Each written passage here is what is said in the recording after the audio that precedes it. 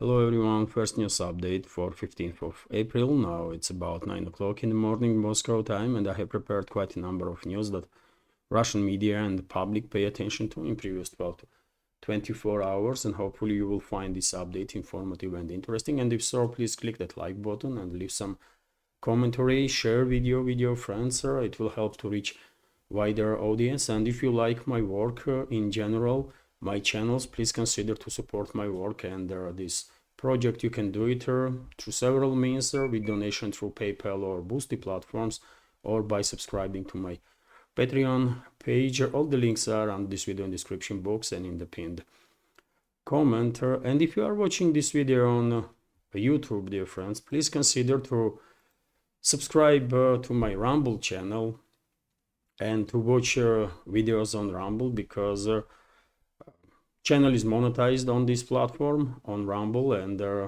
sometime in the future, if view numbers, if community will grow and view numbers will be at least as much as it is on YouTube, who knows, maybe Rumble platform will become quite a good source of support for this project. So if you can, please consider to join our community on Rumble and to watch videos there. And when it comes to Rumble, dear friends, I have also one announcement. As you know, I have 2 live streams weekly. If there is no technical issues, one on Mondays and another on Fridays. Yesterday we had a good, great communication, great chat in real time on YouTube. And many thanks to all the members of our community who joined the stream and watched that video later on. And I made decision to move Friday's live stream from YouTube to Rumble platform, so that hopefully it will help me to promote my channel on Rumble little more. So yes, Friday's live stream is gonna be on Rumble from now.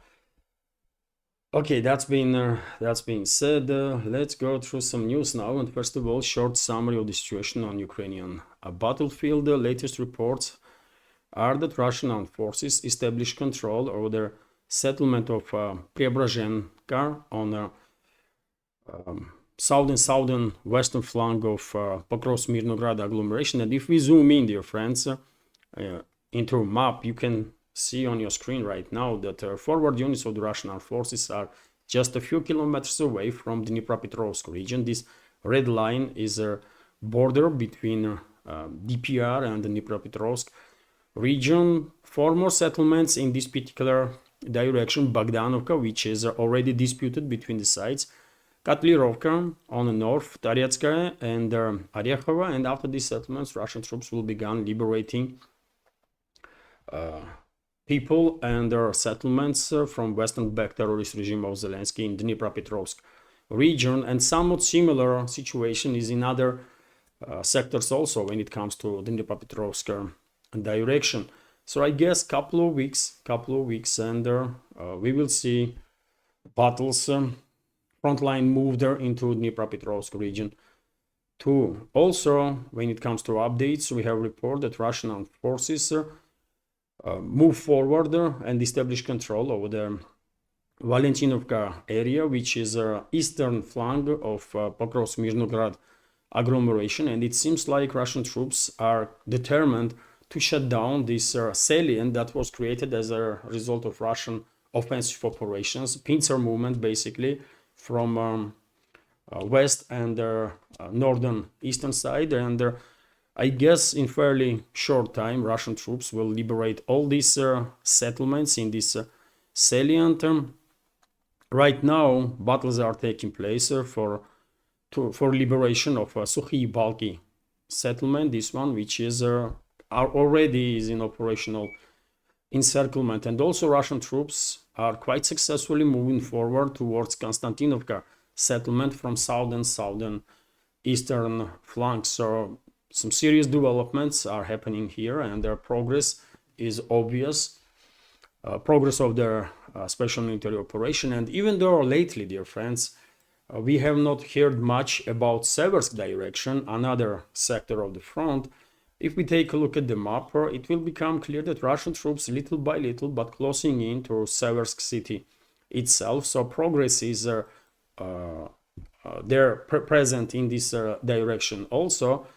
And I guess couple of weeks, and we may start receiving news about battles for outskirts of Seversk at least, and then city itself. Also, Russian troops, as a result of offensive operations, achieved breakthrough in Yampolovka area.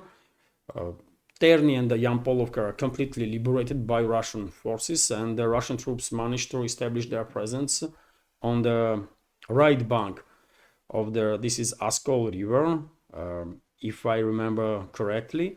And I guess Bogdanovka settlement is about to be liberated. Bogdanovka and Mirna. Mirna is already disputed and in a gray zone. Russian troops continue offensive operation in Liman direction, in Kupiansk direction. And of course, Russian troops are finalizing counter-terrorist operation in Kursk salient area. Currently, focus is on this monastery not far away from Garnal settlement, where, according to some reports, about 200-300 Kiev regime militants and potentially foreign mercenaries are trapped. And after negotiations failed with these militants of the Kiev regime,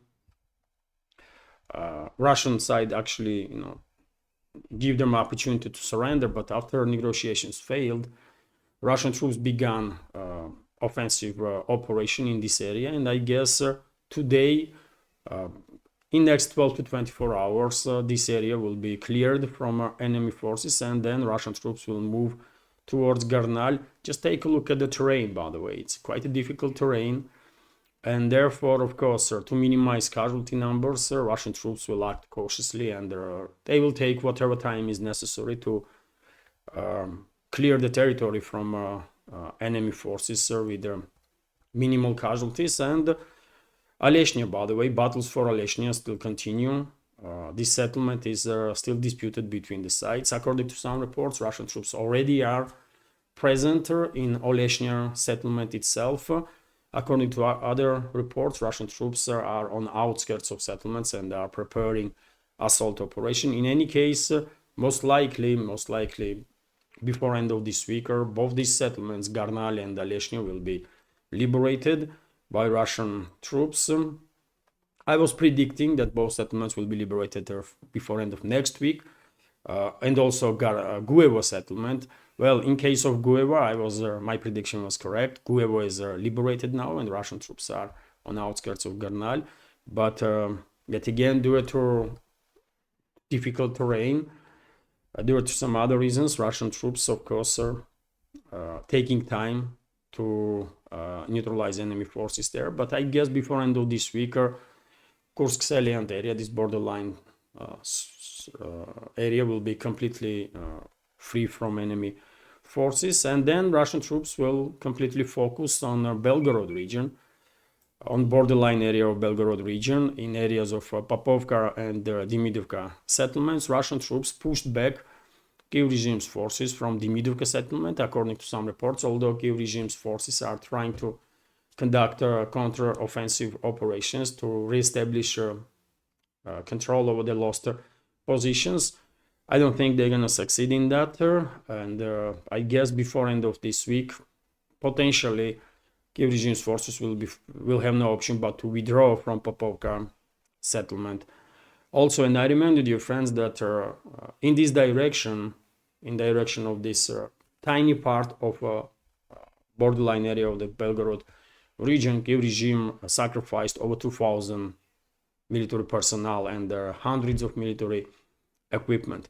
So you tell me how crazy, how insane Zelensky and his criminal associates are, that they are sending thousands and thousands of troops on these suicidal operations. And this is it when it comes to short summary of the situation on Ukrainian battlefield. For more details, of course, I recommend military channels. They are providing much more precise, detailed information on developments on Frontline And if by chance you are not familiar, if you are new to alternative media and not familiar with military channels or the channels that are providing great content, under this video on YouTube, I have a recommendation list where you can find dozens of channels that I follow personally, and I think all those channels are great and providing great service to public. And there you will find their military channels too. Let's go through some other news now. RIA Novosti is reporting that unfortunately there were civilian casualties in the Kursk region as a result of massive drone strikes that Kyiv regime conducted towards Kursk region overnight, early hours of this morning. So a civilian was killed and there are 9 more people were injured as a result of a massive attack by enemy drones on Kursk. Fire started in several houses and then ambulance garage was also attacked. The regional governor reported on its Telegram channel. I shared the videos of this attack on my Telegram this morning. So, I mean, they were targeting civilians, by the way, directly. They were targeting residential areas directly. This is not a mistake. This is what Kyiv regime does. They are targeting civilians intentionally. And that's what Kyiv regime does, and that's what NATO does, right? And also, when it comes to civilian casualties, yesterday Kyiv regime also shelled the Kursk region, and 2 civilians were killed, and another was injured after a shelling of the city of Zabuzhevka in the Belovsky district of the Kursk region. But I'm quite sure you have not heard anything about it in the Western so-called media. Did you? Nothing, isn't it? Nothing. And this is very same media that uses any opportunity to generate Russophobic anti-Russian hysteria in media that Russia is targeting civilians in Ukraine and that kind of nonsense, right? While everybody who is objective and who can analyze the situation knows perfectly well that Russia never targeted civilians intentionally. But when it comes to casualties on the Russian side, when it is clear that Kyiv regime targeted residential areas, right? And there were many instances, isn't it? If one drone struck residential area, some may argue it was mistake or it was something did not work. But when several drones or dozens of drones are attacking residential areas, then you cannot say that it was unintentional, right? And we have this report from RIA Novosti that air defense systems overnight and early hours of this morning intercepted 115 drones that were launched to Western backed terrorist regime of Zelensky with the assistance of NATO. And as I said, the Kursk region was a main target this time, and 109 drones were intercepted exactly over the Kursk region, also 3 drones over the Voronezh region, and 1 drone each over the territories of Moscow region, Bryansk, and Oryol regions. And unfortunately, during these large-scale strikes on Russian territories, there was civilian casualties and significant damage was done to civilian infrastructure. RIA Novosti is also reporting about Russian Defense Ministry's statement on recent strike on Sumy, where Kyiv regime's militaries were concentrated, and also their NATO instructors. And we have this report, for example, that there was about 200 Ukrainian armed forces militants at the site of their attack on Sumy, including the command of the operational tactical group Seversk, Russian security agencies told RIA Novosti. And we also have, and by the way, Defense Ministry also reported on that as a result of that strike, about 60 militants of the Kyiv regime, including high-ranking officers of the Kyiv regime's forces, were killed. And this information is confirmed by a report from Ukraine itself. And yesterday on my Telegram channel, many of you probably see, I reported and I published photos even names, photos of their Kiev regime's militaries that were killed as a result of that strike, including high-ranking officers. By the way, one of their officers that was killed was deputy of the commander of the brigade. It is a high-ranking officer, isn't it? And officials in the Kiev regime, MPs and their other officials themselves are saying that and demanding actually punishment for organizers of that gathering of their high-ranking officers of the Kiev regime and militaries in the central part of the Sumy. And the Russian troops, Russian armed forces, launched 2 Iskander missiles to strike exactly that gathering of the Kiev regime's militaries. Unfortunately, there was a collateral damage. Civilians were killed and wounded as a result of this strike, which is a tragic, of course, tragedy. But I still think, by the way, I think that Russian missiles reach their targets and eliminate enemy troops, and these casualties among civilians must be caused by some sort of provocation of the Kiev regime. I don't know why, but I got that kind of reading of their picture, because we all know that when Russian missiles are launched, ballistic missiles, Kiev regime is receiving, and they're NATO backers, by the way, through satellite intelligence. They know about launches. They know approximately how many minutes it will take for missile to hit a certain area. Because this is our ballistic missiles, it is easy to pinpoint exact place which is going to be targeted. And technically speaking, it's not that difficult for Kiev regime and its NATO backers to organize a provocation, to detonate some explosives, or to strike very same area, although civilians, to kill as many civilians as they possibly can, and then to generate yet another wave of anti-Russian hysteria. And maybe something like that had happened there. Maybe, because I still find it difficult to understand how come that in just a couple of minutes from these strikes, when these explosions occur in Sumy on Sunday, leadership of NATO member states, especially in Europe, come up with somewhat similar statements in just a couple of minutes, by the way. How come? And I get a feeling that they were reading from some similar directive that they all received, what to say and all that kind of stuff. So therefore, I would not be surprised if sometime in the future we will find out that Kiev regime and its NATO backers, UK's British Secret Services primarily, were involved not just in this provocation but in many others. And we have factual evidences, isn't it, when Kiev regime was actually targeting its own civilians, right? If they even count residents of Kiev-controlled territory as their own people. How can we forget, for example, episode that happened in Kramatorsk, that was, isn't it? When during the visit of Blinken, at the time head of State Department of US, Kiev regime launched a missile to marketplace, towards marketplace area in Kramatorsk, and dozens of civilians were killed and wounded. And they try to blame Russia straight away, but military experts and objective control videos of objective control did clear straight away that this missile was launched by Kiev regime.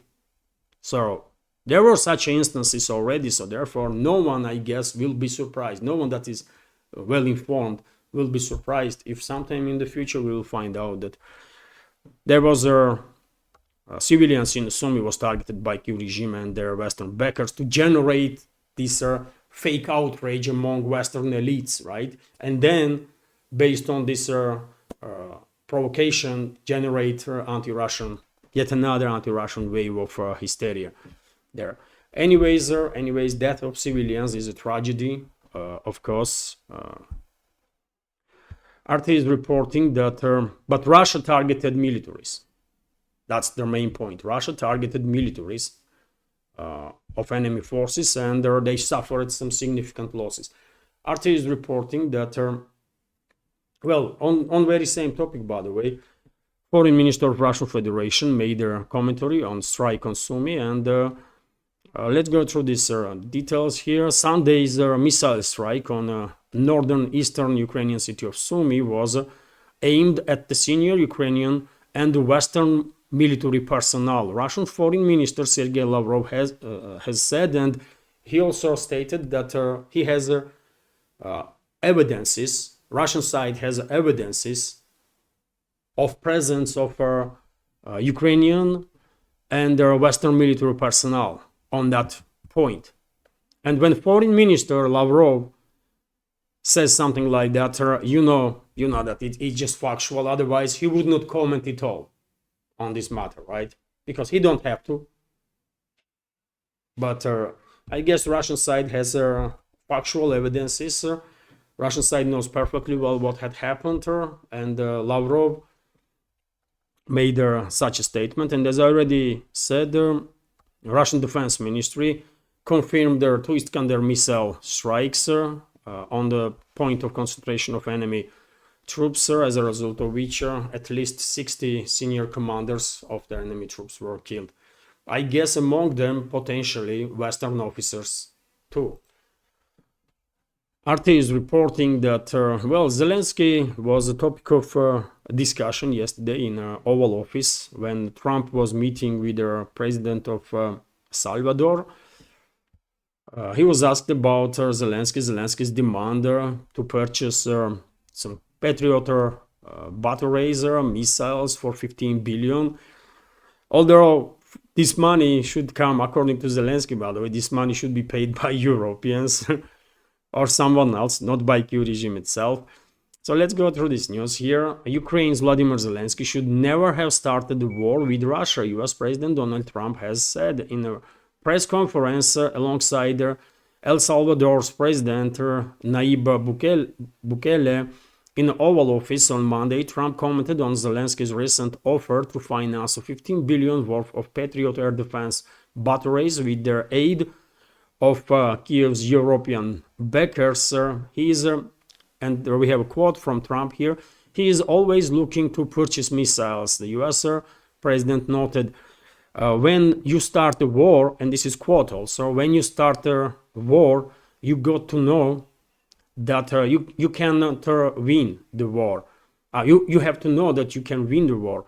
He said of Zelensky, you don't start a war against somebody that's 20 times your size and then hope that people give you some missiles. Trump added that he gave American-made Javelins, meant portable anti-tank missiles during his first presidency. He always brags about, which is, I don't think he makes for him any political points. You should distance yourself from this war as much as you can. I mean, of course, Trump cannot distance himself completely because he's factually accurate in this statement. He gave Zelensky's regime, this terrorist regime, quite a lot of weapons during his first term, but he should not be proud of it because you finance and support terrorists. What to be proud of there, really? So why he's bragging about it? I don't get it.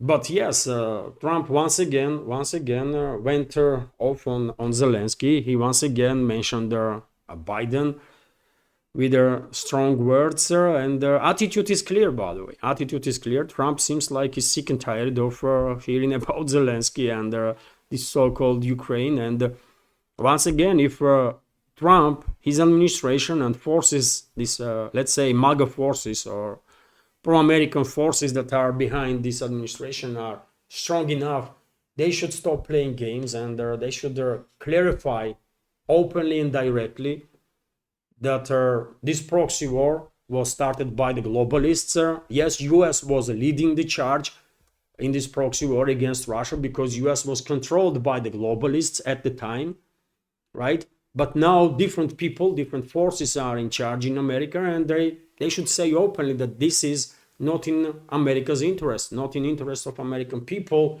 to be part of this proxy war against Russia. Trump and his administration should say this openly, directly, and I'm quite sure people in US will understand this. After all, he was elected on promises that he will end the wars, right? And he should say directly that the US gonna pull out of this proxy war, and they're focused on its own self, on its own national interests. And people will understand him. Why they are continuing playing these games, by the way? Why US is still supplying weapons, munition, intelligence to this Western-backed terrorist regime of Zelensky? Why?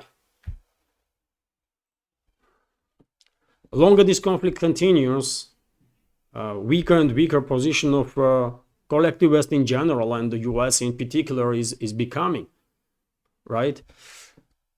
Last news agency is also reporting that, well, Trump same time stated that there are some very good proposals to be expected on Ukraine soon. So the US President Donald Trump said that he expects to receive very good proposals for settlement in Ukraine soon. All I can do is try and stop it.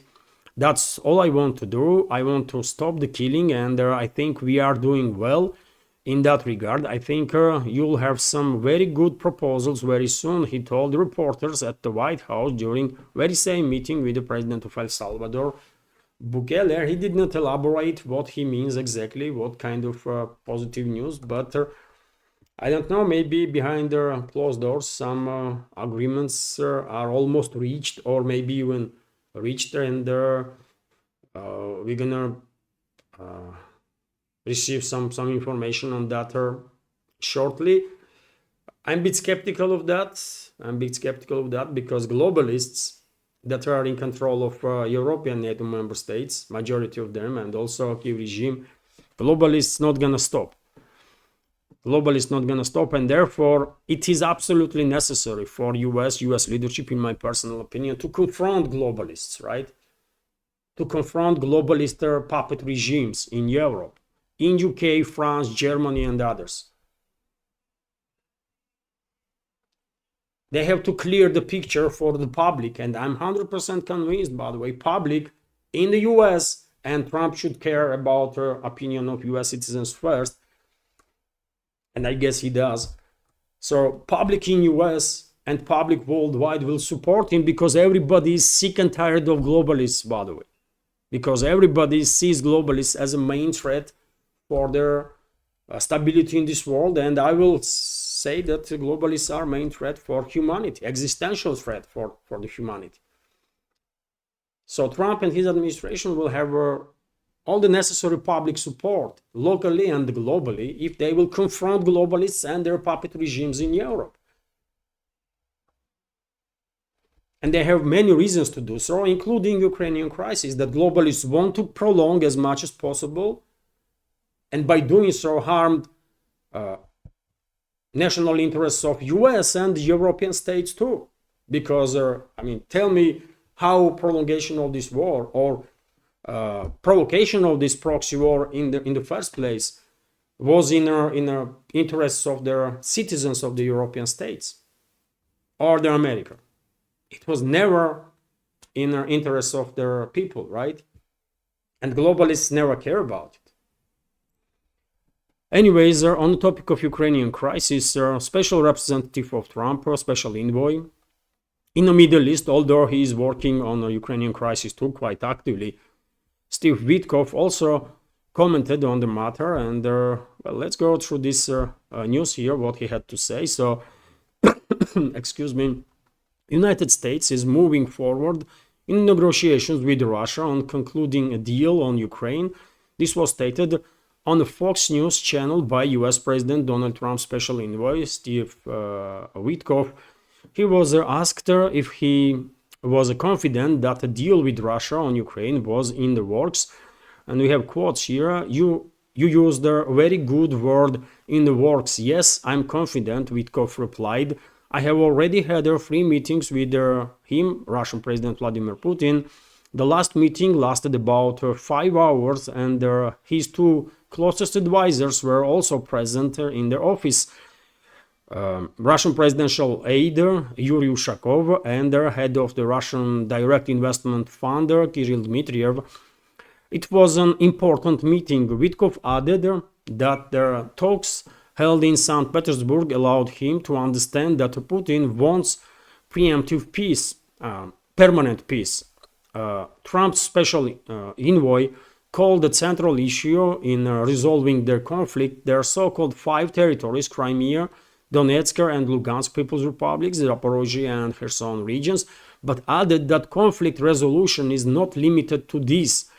There are also security protocols. There is their 5th article of the NATO treaty on collective security. There are many details related to this. This is the complex situation at the root of which are really problematic events that have occurred between the two countries, he said. And by the way, it seems like based on statements that Witkov is making, it seems like he really at least tries to understand Russian concerns, and maybe he is understand Russian concerns. And if we take into account that he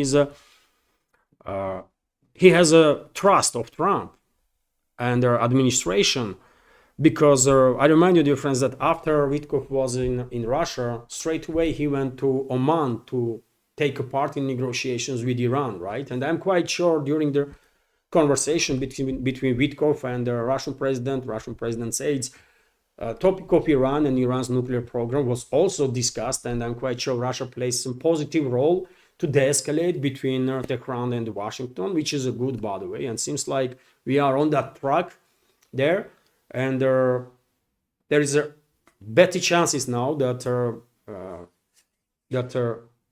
US and Iran will avoid direct military confrontation. Let's hope for that.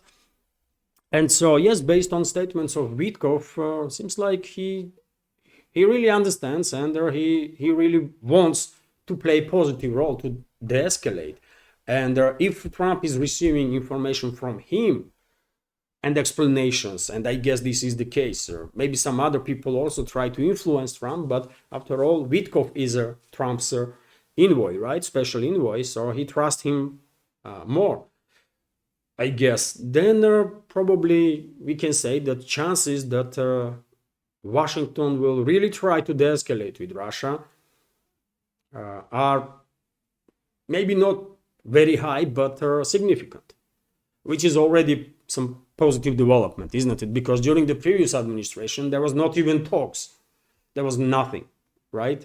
And now seems like at least some people in Washington are beginning to understand Russian position, Russian concerns, right? Legit concerns, which is good. Meanwhile, by the way, we all know that upcoming Chancellor of Germany, Merz, made statements about bombing Crimean Bridge, transferring Taurus missiles to this Western-backed terrorist regime of Zelensky, and former Russian president and current deputy chairman of their Security Council, Dmitry Medvedev, and potentially, by the way, who knows, maybe future president of Russia, commented on the statements of Merz, and he was quite harsh in his comments. So deputy head of Russian Security Council, Dmitry Medvedev, called the likely new German Chancellor Friedrich Merz a Nazi for his idea of attacking the Crimean Bridge, and recalled his father's Hitler past. His father was a Hitlerite, by the way, Nazi, right? And Merz is also, seems like, has the same ideology and hatred towards Russia as Nazi Germans had, right? We have a quote here: Chancellor candidate Fritz Merz, he called him a Fritz, and here in Russia, by the way, Fritz is associated with the Nazis for many people. Chancellor candidate Fritz Merz is haunted by memories of his father, who served in Hitler's Wehrmacht. Now Merz proposes to strike at the Crimean Bridge. Think twice, Nazi. Russian former president and current deputy chairman of the Security Council commented on that, and this is, by the way, should be taken seriously. I believe, even though Medvedev can troll, and he's quite good at it, his warnings and his strong statements should be taken seriously, because I'm quite sure at least a certain group of people in the leadership, political and military leadership of the Russian Federation already are probably as radicalized, or maybe not radicalized, but as angry as Medvedev is, right? The Russian president has still nerves. He is still acting with immense restraint and patience, but everything that has its beginning has its end also, and therefore I wouldn't be surprised, and no one should be, if one day if globalists and their puppets in the governments of collective West countries continue their provocative anti-Russian actions, then no one should be surprised if one day will Putin say, you know what, we try, we warn, but now, I mean, enough is enough. Now let's act. And whole hell broke out. So one should take warnings from Russia very, very seriously, from Medvedev or from whomever that are in a high-ranking position. Only so many warnings can be issued, isn't it? And at one point, things may go really differently. TASS news agency is reporting that, well, lately, for whatever reasons, by the way, there was quite a number of publications in Western propaganda outlets about weaknesses of their German, Western in general, and especially German military equipment. Maybe this is an attempt of US military industrial complex to attack their competitors. Maybe they are financing such articles. I don't know what is happening, but Telegraph, for example, come up with an article criticizing German weapons, including Leopard 2 tanks. So Leopard 2 tanks produced in Germany have proved themselves ineffective in a conflict zone in eastern Ukraine. This was reported by Telegraph newspaper, citing a classified report by the deputy military attaché of the German embassy in Kiev. According to their information, like most other tanks, Leopard 2 is very vulnerable to drone strikes. However, due to complicity of the design, their repair on the battlefield is quite problematic. Damaged tanks often have to be transported to separate repair shops in western Ukraine, or even transported to Poland for more thorough repairs. The main problem with the Leopard 2 tanks that have been transferred to Ukraine is that there are too few of them. If one or two of them are sent for repair, it means that the majority of Ukrainian stocks of these tanks will be out of action for a long time, said Serhiy Sumleny, director of the Berlin-based Center for European Resilience Initiative, as quoted by the Telegraph. Well, I don't know. Any tanks are vulnerable for drones, but German attaché, this Berlin-based think tank is nothing, right? But military attaché of Germany in Ukraine was reporting that design is a problem, and the complexity of the tanks that makes it impossible to conduct repair on battlefields, which is a big issue, by the way. Soviet tanks were designed with a different philosophy, right? Soviet tanks are much simpler designed and much easier to repair on shops that are created on the front lines, while Western military equipment in general, as I said many times before, are over-engineered, and therefore I'm not at all surprised that whenever Leopard 2s or any other Western vehicles are damaged, Kiev regime's militaries are struggling and engineers are struggling to do some repairs. And when it comes to quantity of these tanks, well, they can send all the tanks they have. There is only a few hundred these Leopard 2 tanks, right, in the inventory of their NATO member states. And they can send them all. We will destroy them all, right? I mean, for FPV drones, it don't really matter. They're going to target Soviet era T-72, T-64, T-80, or Leopard or the Abrams. They are effective against any tank, right? But question is, and in this article, this was accurately pinpointed. The point is that these drone strikes not always are completely fatal. Some of those strikes are damaging tank, immobilizing tank, but after some repair, this tank can be sent to front again. But if in case of Soviet era tanks or Russian tanks, by the way, modern Russian tanks, this repair can be done on the front line. In case of Western over-engineered military equipment, these repairs cannot be done on the spot. They have to be sent back to Poland in some cases. And of course, that takes time. That takes time. This is not the way military equipment should be, used, right? So I can understand criticism in this regard, but yet again, it's not just Leopard 2s. I mean, Challenger 2s are not any better. And US Abrams tanks also. We have seen so many videos, isn't it, at this point, of destruction of these Western-made battle tanks with their simple FPV drones. Question is, can those tanks be repaired if they have not been completely burned out? Can those tanks be repaired on the front line and in short time sent back to the front line or not? And in case of Soviet era or Russian tanks, yes, it can be done. In case of Western tanks, no, it cannot be done. So therefore, it's an issue. It's a definitely issue that Western military industrial complex should address, I guess, but they're gonna lose money on that if they will address this, because they are making money not just selling these extremely expensive vehicles, expensive military equipment, but they are also making even more money on servicing on this over-engineered equipment that always experiencing some breakdowns because of the fact that they are just too over-engineered.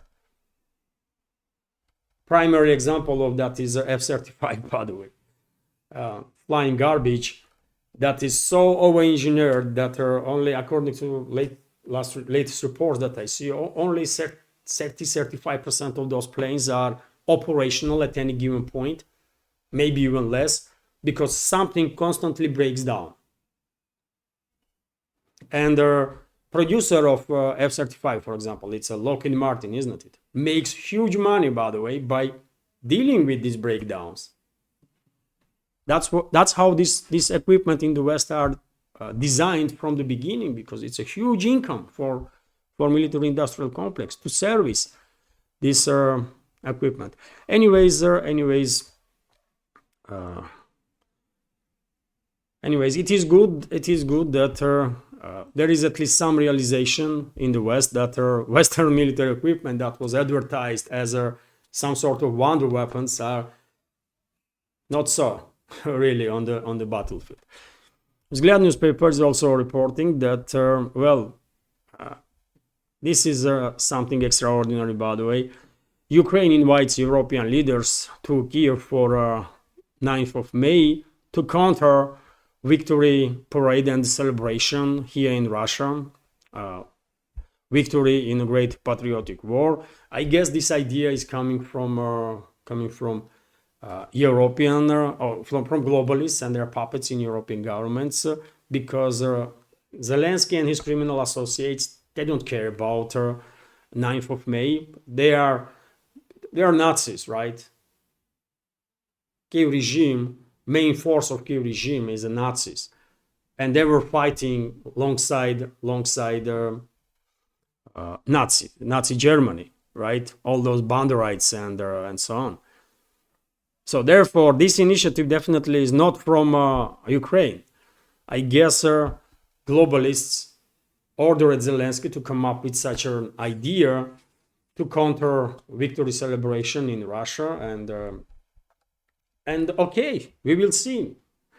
We will see now where world stands. I am 100% convinced, by the way, that world leaders that represent some 70-80% of the humanity will stand there with us, and puppet regimes, representatives of the puppet regimes of the globalists will arrive in Kiev. We will see soon, isn't it? But that's going to be the case for sure. Vzгляд newspaper is also reporting that European companies offer to return Russian gas against the backdrop of their difficult energy situation in Europe. Major companies are considering resuming imports of the Russian gas, and this is despite their EU's promise to stop purchasing it by 2027. I spoke about this news during the live stream yesterday on YouTube, and I expressed my personal opinion, which is that I hope Russia will refuse to cooperate with these European companies, even if they will ask her for new contracts. I think at this point, only countries or the companies from the countries that Russia should cooperate is Serbia, obviously, Hungary and Slovakia. If you ask me, that's the only countries with whom Russia should cooperate when it comes to Europe, and that's about it. I don't think Gazprom needs any contracts with anyone else. Russian gas can be sold on other markets, and that's it, really. Because how you can trust, even if Brussels will allow these companies to sign up for new contracts with the Gazprom, how can the Russian side trust these companies? I don't know. They cannot be trusted. And still, I don't think Brussels will allow European companies or European economies to restart relationships with the Russian businesses, because decision-making processes in Brussels are extremely ideologized, isn't it? They just don't care about their own fellow citizens. They don't care about European economies.